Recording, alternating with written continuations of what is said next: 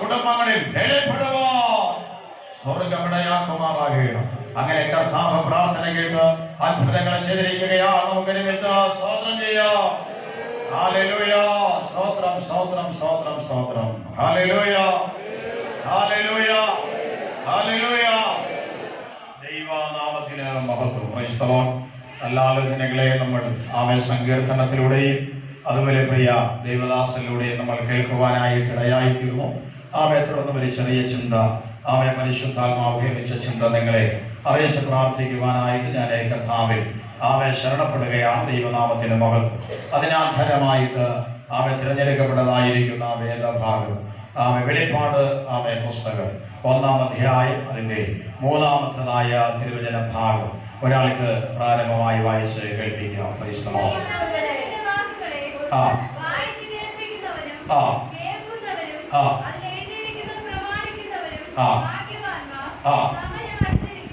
സമയം അടുത്തിരിക്കുന്നു. Hallelujah hallelujah hallelujah. Praise the Lord. വളരെ മനോഹരമായ ഒരു ദൈവവചന ചിന്തയാണ് നിങ്ങളുമായി അല്പസമയം പങ്കുവയ്ക്കുവാൻ കർത്താവിൽ ആഗ്രഹിച്ച പ്രാർത്ഥനയോടെ തിരഞ്ഞെടുക്കുവാനായിട്ടിടയായിരിക്കുന്ന വേദഭാഗം വെളിപ്പാട് പുസ്തകം വേദപുസ്തകത്തിൽ വളരെ അനുഗ്രഹീതമായിരിക്കുന്ന പുസ്തകമാണ്. നമുക്കറിയാം, പുതിയ നിയമത്തിലെ ഏക പ്രവചന ഗ്രന്ഥം എന്നറിയപ്പെടുന്നത് ഈ വെളിപ്പാട് പുസ്തകത്തെയാണ്. പുതിയ നിയമത്തിലെ ഏക പ്രവചന ഗ്രന്ഥം എന്ന് പറയുന്നത്. പഴയ നിയമത്തെയും 4ആയിട്ട് ഡിവിഷൻ ചെയ്തിട്ടുണ്ട്. പുതിയ നിയമത്തെയും 4ആയിട്ട് ഡിവിഷൻ ചെയ്തിരിക്കുന്നതായി നമുക്ക് കാണുവാൻ സാധിക്കും. പഴയ നിയമത്തിലെ 4 ഭാഗങ്ങൾ നമുക്കറിയാം. 1 പഞ്ചഗ്രന്ഥങ്ങളാണ്, 2 ചരിത്ര പുസ്തകങ്ങളാണ്, 3 പ്രവചന ക്രിസ്തുവോട് ഗ്രന്ഥങ്ങൾ, 4 കാവ്യ ഗ്രന്ഥങ്ങൾ. ഇങ്ങനെ 4ആയിട്ട് പഴയ നിയമത്തെ ഡിവിഷൻ ചെയ്തിട്ടുണ്ട്. അതുപോലെ പുതിയ നിയമത്തെയും 4ആയിട്ടാണ് നമുക്ക് മനസ്സിലാക്കുവാൻ സാധിക്കുന്നത്. ഒന്നാമത്തേതായിരിക്കുന്ന ഗോസ്പൽസ് ആണ്, സുവിശേഷങ്ങളാണ്. രണ്ടാമതായി നമ്മൾ കാണുന്നത് ക്രിസ്തുവോട് ലേഖന ക്രിസ്തുവോട് ചരിത്ര പുസ്തകമാണ് രണ്ടാമതായി കാണുന്നത്. അതിന് അപ്പോസ്തല പ്രവൃത്തിയാണ്. മൂന്നാമതായി കാണുന്നത് ചരിത്ര ക്രിസ്തു പുസ്തകത്തോട് ചേർന്ന് വരുന്നതായ ലേഖനങ്ങളാണ്. റോമ ലേഖനം മുതലാണ് ആരംഭിക്കുവാനായിട്ട് ഇടയാകുന്നത്. അവസാനത്തെ 4-ാമത്തെ ഭാഗം പ്രവചന ഗ്രന്ഥമാണ്, ഏക പ്രവചന ഗ്രന്ഥമായ വെളിപ്പാട് പുസ്തകം. ഇങ്ങനെ മനോഹരമായിട്ട് വിശുദ്ധ വേദ പുസ്തകത്തിന്റെ സെറ്റിക്സ് നമുക്ക് മനസ്സിലാക്കുവാനായിട്ട് കഴിയുന്നുണ്ട്. അതിലെ പുതിയ നിയമത്തിലെ വളരെ അനുഗ്രഹീതമായിരിക്കുന്ന ഗ്രന്ഥമായിരിക്കുന്ന വെളിപ്പാട് പുസ്തകം അപ്പോസ്തലനായിരിക്കുന്ന യോഹന്നാൻ യേശു ക്രിസ്തുവിന്റെ ശിഷ്യന്മാരിൽ ഇളയവനായി യേശുവിന്റെ മാരണത്തിൽ ചാരിയിരുന്ന യേശു ഏറ്റവും കൂടുതൽ സ്നേഹിച്ചതായിരിക്കുന്ന ഒരു ശിഷ്യനായി കാണുന്ന വ്യക്തിയായിരുന്നു യോഹന്നാൻ. നമുക്കറിയാം, സബദയുടെയും ശലോമയുടെയും മക്കളായിട്ട് ജനിച്ചു വളർത്തപ്പെട്ടതായിരിക്കുന്ന യാക്കോബ്, യോഹന്നാൻ. അതിലെ യാക്കോബ് അപ്പോസ്തല പ്രവൃത്തി 12-ാം അധ്യായത്തിനകത്ത് നമ്മൾ വായിക്കുന്നു.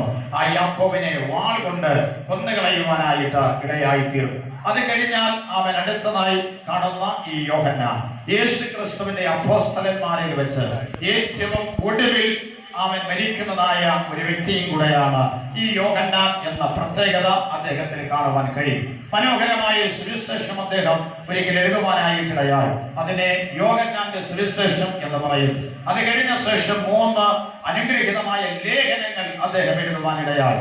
1 യോഹന്നാൻ, 2 യോഹന്നാൻ, 3 യോഹന്നാൻ.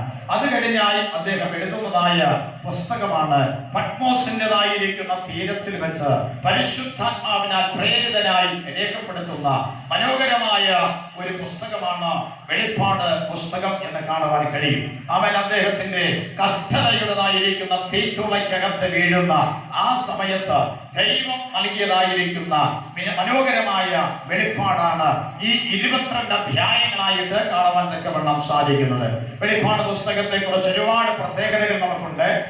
പുതിയ നിയമത്തിലെ ഏക പ്രവചനം എന്നതിൽ ഉപരിയായി 7 ഘട്ട പുസ്തകം എന്നതായ പ്രത്യേകത ഈ വെളിപ്പാട് പുസ്തകത്തിന് കാണുവാൻ തക്കവണ്ണം കഴിയുകയാണ്. നിരവധിയായ ഏഴുകൾ ഈ പുസ്തകത്തിനകത്ത് ഉണ്ട്.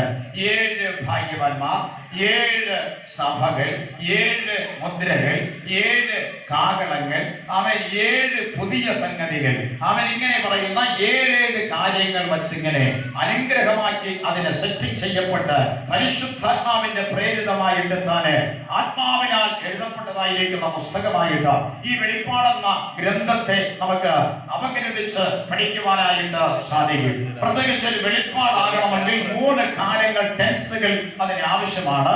ആ 3 ടെൻസുകളെ യഥായോഗ്യം കൈകാര്യം ചെയ്യപ്പെടുന്ന അനുഗ്രഹീതമായ ഒരു പുസ്തകമാണ് വെളിപ്പാട് പുസ്തകം എന്നത് ഈ പുസ്തകത്തിന്റെ പ്രത്യേകതയാണ്. നമുക്കറിയാം, ഒരു പ്രവചനമാകണമെങ്കിൽ 1 കഴിഞ്ഞുപോയ കാലങ്ങളെ കുറിച്ച് നമ്മളോട് അറിയിക്കണം. 2 നടന്നുകൊണ്ടിരിക്കുന്ന കാലങ്ങളെ കുറിച്ച് പറയണം. 3 വരുവാനിരിക്കുന്ന കാലങ്ങളെ കുറിച്ച് പറയണം. അവൻ വരുവാനിരിക്കുന്ന കാലം പറയാൻ എളുപ്പമാണ്. അവൻ ഇത്ര വർഷം കഴിയുമ്പോൾ ഇന്നത് നടക്കും എന്നൊക്കെ പറയാൻ എളുപ്പമാണ്. ഒന്നുകിൽ അവൻ ആ വർഷമാകുമ്പോൾ പറഞ്ഞവര് മറക്കും, അല്ലെങ്കിൽ കേട്ടവര് മറക്കും. നമ്മുടെ പ്രത്യേകത എങ്ങനെയാണല്ലോ, ഒരു പ്രസംഗം കഴിഞ്ഞ് അടുത്ത പ്രസംഗം കേൾക്കുമ്പോൾ കഴിഞ്ഞ പ്രസംഗം നമ്മൾ മറക്കാറുണ്ട്. ഇത് അവൻ മനുഷ്യ സഹജം. അതുകൊണ്ട് അത് പറയാനായിട്ട് എളുപ്പമാണ്. പക്ഷെ കഴിഞ്ഞ കാലം പറയുമ്പോഴാണ് പ്രശ്നം ഉണ്ടാകുന്നത്. അവൻ ഇന്നലെ ഇങ്ങനെ സംഭവിച്ചു, മെനിഞ്ഞാന്ന് ഇങ്ങനെ സംഭവിച്ചു, അല്ലെങ്കിൽ കഴിഞ്ഞ വർഷം ഇതേ സമയത്ത് ഇന്നത് സംഭവിച്ചു എന്ന് പറയുമ്പോൾ അവൻ ഇല്ല എങ്കിൽ പ്രവാചകൻ പിടിക്കപ്പെടുവാനായിട്ട് ഇടയായിത്തീരും. അപ്പോൾ സാധാരണ പ്രവാചകന്മാരൊക്കെ രക്ഷപ്പെടാൻ ഒടുവിലുള്ള സംഗതി അവൻ വരാൻ പോകുന്ന കാര്യം മാത്രം പറയുമ്പോൾ, അവൻ വേദപുസ്തകത്തിന്റെ പ്രവാചകന്മാരുടെ പ്രത്യേകത അവൻ വരാൻ പോകുന്ന കാര്യം മാത്രമല്ല, നടന്നുകൊണ്ടിരിക്കുന്ന പ്രസന്റ് സ്റ്റേജ് കൂടെ അവരെ പറയുവാനായിട്ട് ഇടയായിത്തീരും. കഴിഞ്ഞതായിരിക്കുന്ന പാസ്റ്റ് ടെൻസുകളെയും അവർ പറയുവാനായിട്ട് ഇടയായിത്തീരും. ഈ 3 കാര്യങ്ങളെ യഥായോഗ്യം കൈകാര്യം ചെയ്താൽ അതിലിടുന്ന ഒരു പേരാണ് പ്രവചനം, അല്ലെങ്കിൽ വെളിപ്പാട് എന്ന പേര് അവൻ ദൂതന് പറയുവാനായിട്ട് എളുപ്പത്തിൽ നമുക്ക് കഴിയും. ഹല്ലേലൂയ.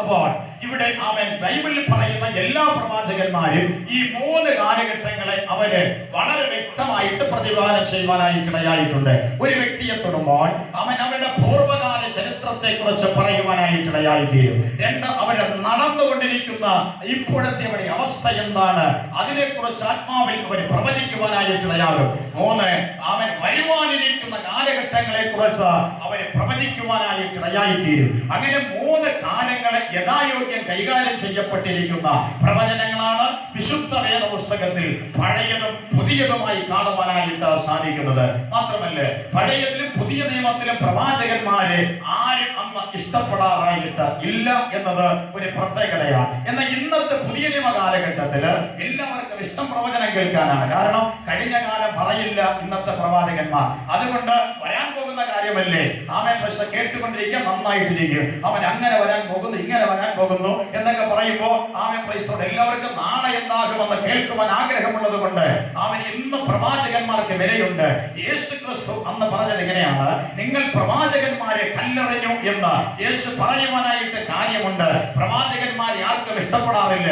കാരണം അവർ വരാൻ പോകുന്ന കാലം മാത്രമല്ല, കഴിഞ്ഞ കാലത്തിലെ സകല തെറ്റുകളെയും അവർ വിളിച്ചു പറയുവാനായിട്ട് ഇടയായിത്തീരും. ഒരു രാജകൊട്ടാരത്തിൽ ഒരു പ്രവാചകൻ കയറുന്നു എന്ന് കേട്ടാൽ രാജാവ് വിറയ്ക്കുവാനായിട്ട് ഇടയായിത്തീരും.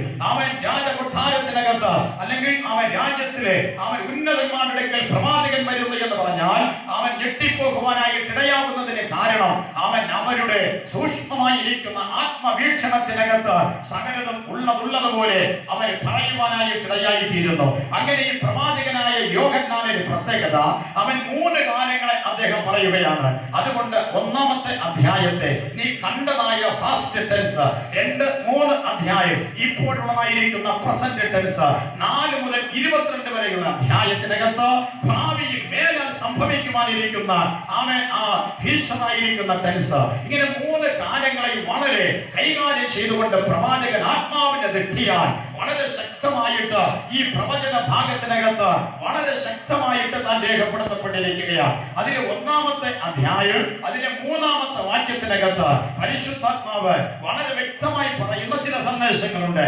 അതിനകത്ത് നിന്ന് സമയബന്ധിതമായി ചില കാര്യങ്ങളെ നിങ്ങളോട് അറിയിപ്പാൻ വേണ്ടിയാണ് ആ വാക്യം തിരഞ്ഞെടുപ്പാനായിട്ട് ഇടയായത്. അതിനകത്തുള്ള അവൻ ഒത്തിരി വിഷയങ്ങൾ, 1 ഭാഗ്യവാന്മാരെ കുറിച്ച് നമുക്ക് ചിന്തിപ്പാൻ കഴിയും. 2 അവൻ സമയം അടുത്തിരിക്കുന്നു. 3, അവൻ ഇതാ വേഗം വരുന്നതായിരിക്കുന്ന കർത്താവ്. ഇതെല്ലാ വിഷയങ്ങളും മണിക്കൂറുകൾ പ്രസംഗിക്കുവാൻ കഴിയുന്ന വിഷയങ്ങളാണ്. നമ്മുടെ കർത്താവായ യേശു ക്രിസ്തുവിന്റെ രണ്ടാമത്തെ വരവിന്റെ അടയാളങ്ങൾ ലോകത്തെമ്പാടും കേട്ടു തുടങ്ങിയിരിക്കുകയാണ്. അതിൻ്റെതായ ലക്ഷണങ്ങൾ ലോകം കണ്ടു തുടങ്ങിയിരിക്കുകയാണ്. ഇവിടെ കർത്താവ് പറയുന്നു, ഇതാ ഞാൻ വേഗം വരികയാണ്.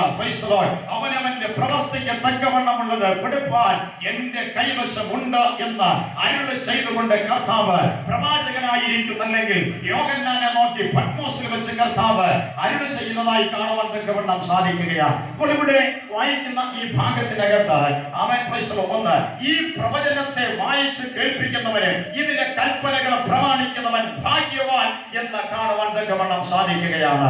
വേദപുസ്തകത്തിനകത്ത് നിരവധിയായ ഭാഗ്യവാന്മാരെ കുറിച്ച് കാണുവാൻ കഴിയുന്നു. മത്തായി സുവിശേഷം 5-ാം അധ്യായത്തിനകത്ത് നമ്മുടെ കർത്താവായ യേശു ക്രിസ്തു ഗിരിപ്രഭാഷണം നടത്തുന്നതായിരിക്കുന്ന വേളയിൽ സെർമൺ ഓൺ ദ മൗണ്ട് എന്നറിയപ്പെട്ട അവൻ ലോക പ്രഖ്യാപനമായ ഏറ്റവും ശ്രേഷ്ഠകരമായ പ്രസംഗമെന്ന് ലോകമെല്ലാം വാഴ്ത്തിപ്പാടിയ അവൻ സകല ചരിത്രകാരന്മാരെയും മഹാന്മാരെയും സ്വാധീനിച്ചിട്ടുള്ള അനുഗ്രഹീതമായ പ്രസംഗമാണ് യേശു ക്രിസ്തുവിന്റെ ഗിരിപ്രഭാഷണം എന്നറിയപ്പെടുന്ന ആ ക്രിസ്തുവിന്റെ മലപ്രസംഗം. ആ പ്രസംഗത്തിനകത്ത് യേശു ക്രിസ്തു ചില ഭാഗ്യവാന്മാരെ കുറിച്ച് പറയുവാനായിട്ടിടയായി. ആത്മാവിൽ ദരിദ്രരായവർ ഭാഗ്യവാന്മാർ, ദുഃഖിക്കുന്ന നിങ്ങൾ ഭാഗ്യവാന്മാർ, ഇപ്പോൾ കരയുന്ന നിങ്ങൾ ഭാഗ്യവാന്മാർ, എല്ലാ തിന്മകളും നിങ്ങളെ കൊണ്ട് കളവായി പറയുമ്പോൾ നിങ്ങൾ സന്തോഷിച്ചു തുള്ളുവൻ, നിങ്ങളുടെ പ്രതിഫലം സ്വർഗത്തിൽ വലുതായിരിക്കുകയാണ്.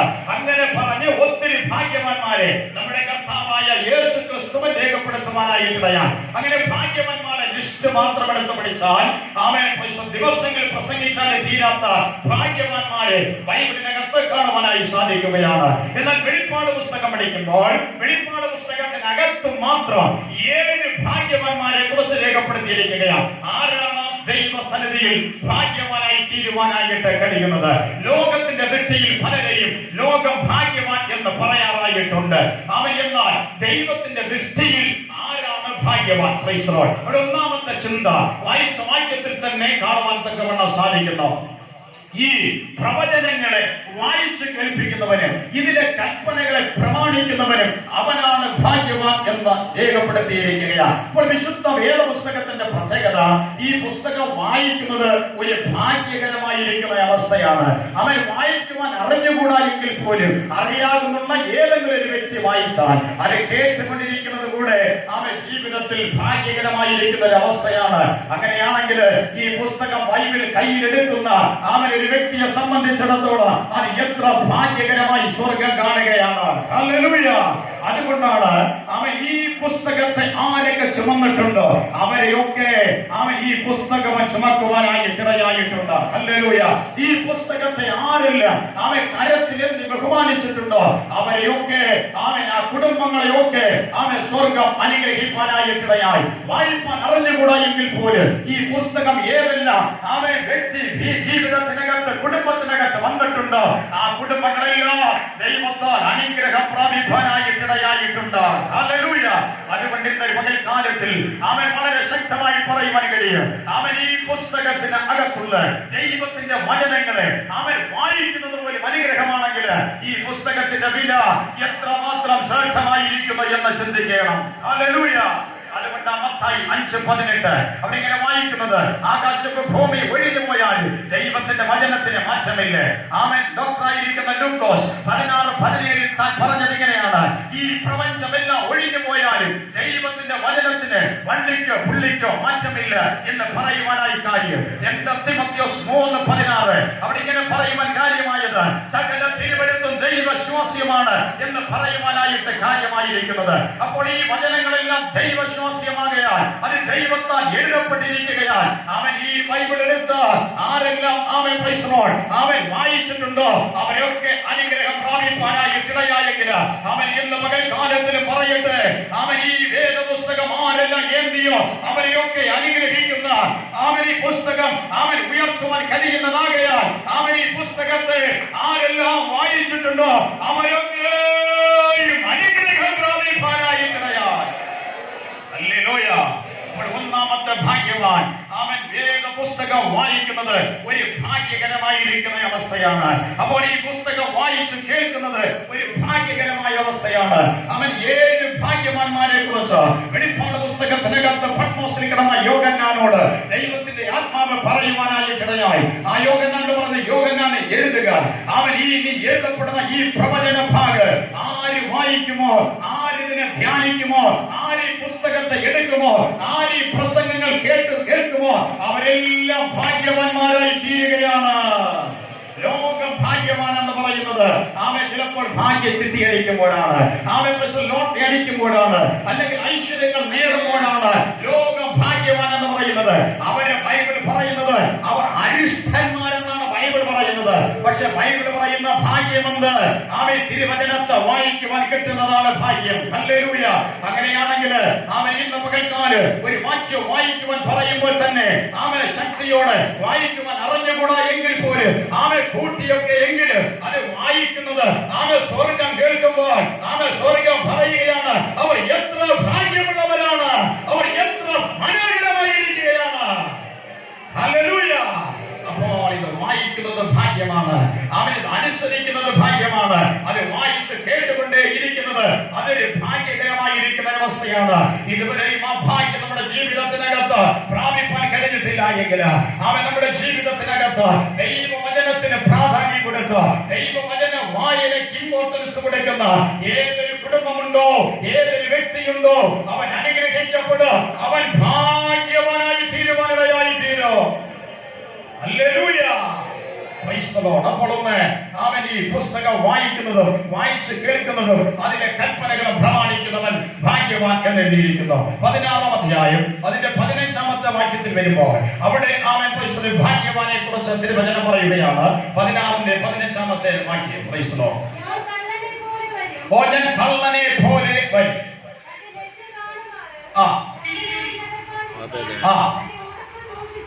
ഉടുപ്പ് സൂക്ഷിച്ചും ജാഗരിച്ചും കൊണ്ടിരിക്കുന്ന മനുഷ്യൻ ഭാഗ്യവാൻ. ഹല്ലേലൂയ.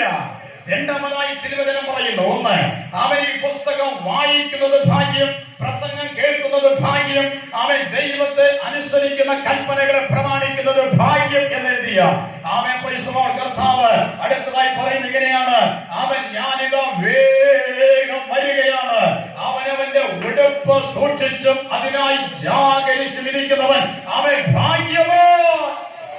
ഹല്ലേലൂയ. ഇത് ഏത് ഉടുപ്പിനെയാണ് പറയുന്നത്? അവൻ നമ്മുടെ ഭൗമികമായി